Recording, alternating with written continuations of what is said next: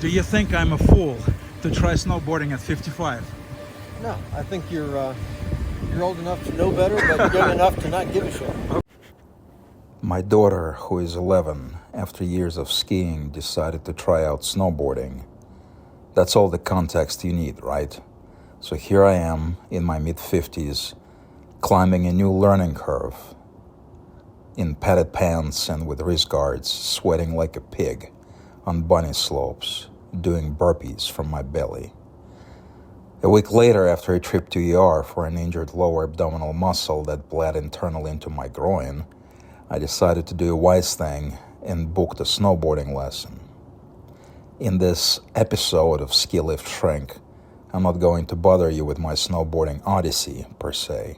I'll do that later in a separate series. The following is just a pleasant chat with Paul, a 62-year-old snowboarding instructor who was summoned from Seven Springs on a Wednesday morning to teach me a thing or two about snowboarding. So I'm on a lift with my guardian angel of the moment, an instructor named Paul, a namesake of sorts, and we're trying to collaboratively unravel the mystery of snowboarding. But while we're riding the lift, which is my second time ever, I have some questions for Paul. So Paul, tell me about your own snowboarding odyssey, how it began. Well, as I mentioned previously, I brought my kids up here, up to Seven Springs to teach them to ski. And there were these people riding these single big fat skis, and that looked like fun. So, I picked one up on sale in March. The following fall, I tried to teach myself and managed to survive without broken bones, but only just barely.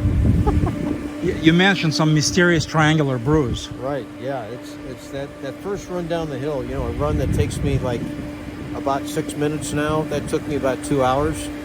I fell a lot. I fell hard a lot. And I had a triangular bruise on my butt that I don't know exactly where it came from. I see. So, when's the last time you've fallen hard on a snowboard? Snowboarders, you're going to fall. If you don't push yourself at all, you cannot fall. It's kind of like, how skiers, they don't fall for years. Yeah. If you don't push yourself at all, you can kind of do that. But if you're trying to learn new stuff, if you're pushing it, you're going to fall. Okay. And, it's just part of it. It's good if you tuck in, don't stick that out, because that's a good way to end up in a cast. So how does snowboarding compare to skiing experientially for you? I know you do both. Yeah, it's just a ton more fun. At this point, it's not a fair comparison, because at this point I've become so much better on the snowboard that when I get on skis, it's just annoying. On a snowboard, I'll ride bumps, I'll ride trees, I'll drop over a head wall without looking because I know I can figure it out. A few weeks ago, I went out on my tele skis. It had been a long time, and I ran into one of my Confederates at the top of the lift, and he was going to go into the woods. So I said, "Oh yeah, I'll go with you."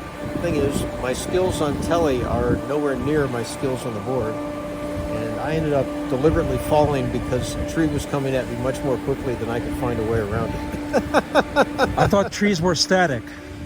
It was coming at you. Okay. It sure felt like it was coming at me. An illusion of motion. Yeah. So yeah, the moral of that story is, while on the board, I can just drop pretty much anywhere, anytime. I see. If I'm on skis, I'm not that good on skis, and I have to stop and think about what I'm doing. Like if it's something other than a green or a blue slope, I actually have to have a plan. If there are bumps or there are trees, I need to think about it if I'm on other equipment. Gotcha. On the board, I just wing it. It's all good. It's become completely intuitive for you. Pretty much, yeah. It's I ride bumps better if I don't think about it. Some people recommend you have to have a path like at least 3 bumps ahead of you. That does not work for me.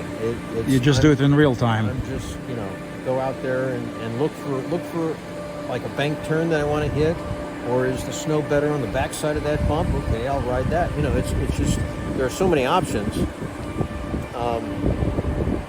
And I've developed enough skill on the board that I really don't need to plan. I can just wing it. You mentioned earlier that your daughter feels competitive with you. She started snowboarding a few years ago. Yeah. And she's in very good shape. She does a bunch of the kettlebell stuff. Uh-huh. She's one of her childhood friends is a personal trainer, so Taylor meets with her once a week. And Taylor's, just basically a muscle.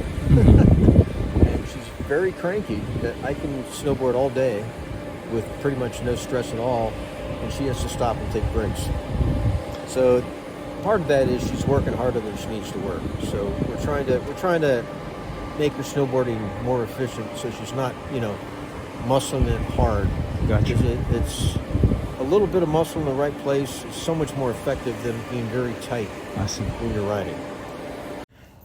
So before we continue with Paul, I just want to tell you about the serendipitous find of the snowboard. I knew I was going to get some quality bindings and boots by Burton, the step-in system, to make it easier on this middle-aged body. But the board I picked up was just a trash board I picked up for $40 from a thrift store. And I love the graphic. This curving snake is really what I have in mind when I go skiing.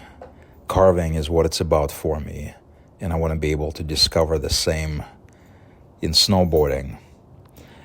Now, the flip side of the board has a shaving knife. That is not something I can entirely relate to. I think shaving industry is a scam. Sells expensive razors that do no better job than the cheapest stuff you can pick up from a bottom shelf at Target. So that is my social commentary of the moment. But the snake I love, particularly the fact that the head is chopped off from the snake, because that's kind of what happens existentially, psychologically, phenomenologically for me when I head down the slopes. The body is there, but the mind is cut off. And that's the whole point of this winter sport for me. There you go. So you've spent about an hour with me on the slopes. They're very sticky, and Yeah. or coming up on 2, or No, it's 11 o'clock. Yeah. You're right on yeah. an So hour. the snow is very sticky, and I'm just curious about your assessment of what's going on, what I need to work on, and Well, I think that was very competent demonstration of a hillside floating leaf. okay. And you can see how you can use that to ride a lot of stuff. Now, you're not really ripping it, Yes. but yeah. you got down the slope safely. Bruce Lee probably would be very, very content with this notion of a floating leaf, right? Yeah, so it's actually a very poetic Yeah. term for this. Float like leaf, crash like water. That's right. That's right. So, what's your hunch? Do you think if I'm at it for the rest of the season, I'll be able to get to a place where, I can do an S curve? You might get that today. We'll see how it Okay. goes. Okay. So, it's your hillside floating leaf. Okay. That works. Yes. Right? And you understand it, you can use it. Conceptually, yes. So let's go to the toe side, Okay. right? Because making an S turn is you're riding your heel side, you take your toe side, and then you go back to your heel side. So there is a toe involved. Yes. So if you're riding your S turn from your heel side, you turn to your toe. It would be good to be able to ride the toe side when you turn to it. I see. I see. Okay. So let's see if we can get a toe side floating leaf going. Okay. Sounds good. And we'll get some mileage on that, and then we'll work at linking the two together. And that's going to be about steering the board. That would make my day. And as you noticed, you've actually ridden a little bit of toe side down there. A little bit, yes. At the bottom, yeah. The board was going straight down the hill. Yeah. And you were pressuring the toe side because you wanted to steer it to that side. Yes, yeah. And you got a little bit of that going on. Well, that's good. We're going so slow that it was hard to get much of anything going on. But so we'll play with the toe side, and then we've got another drill or two on the back end of that kind of sneak us into the skill we need to make the turn. Okay. So In listening to Paul, I'm surprised by the unexpected Zen poetry of snowboarding. Think about it. The first thing you learn when you try to learn to ski is this whole idea of pizza and fries. Pizza is how you stop yourself. Now, how do you stop yourself as a beginner snowboarder? You use a floating leaf. That just sounds zen. It's surprising, but also not surprising, because snowboarding has that surfy Eastern aesthetic to it. So it makes sense.